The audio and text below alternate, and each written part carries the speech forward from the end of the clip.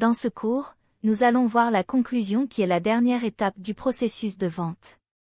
C'est à vous de prendre l'initiative de la conclusion.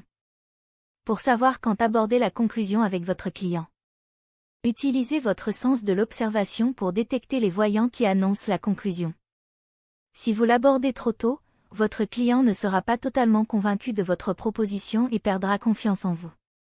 Si vous concluez trop tard, et faites durer la phase d'argumentation, votre client commencera à douter de la pertinence de votre proposition. Les règles d'or de la conclusion.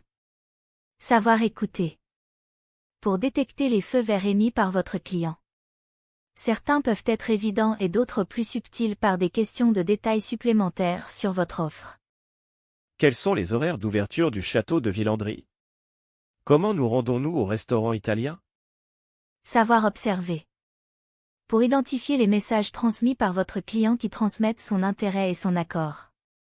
Savoir rassurer. Pour récapituler les besoins de votre client.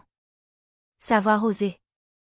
Pour déclencher l'accord du client jusqu'à sa finalisation et obtenir son feedback. Les 3 techniques pour conclure la vente. Une fois que vous avez décelé le moment opportun, il faut cesser toute argumentation et prendre l'initiative de conclure la vente grâce à l'approche directe. Invitez votre client à passer à l'action par des phrases directes. Je vous réserve donc le restaurant pour ce soir 19h30. L'alternative. Laissez le choix entre 2 propositions à votre client. Vous préférez commencer votre journée par la visite du château de Chambord ou du château de Chenonceau? L'incitation irrationnelle.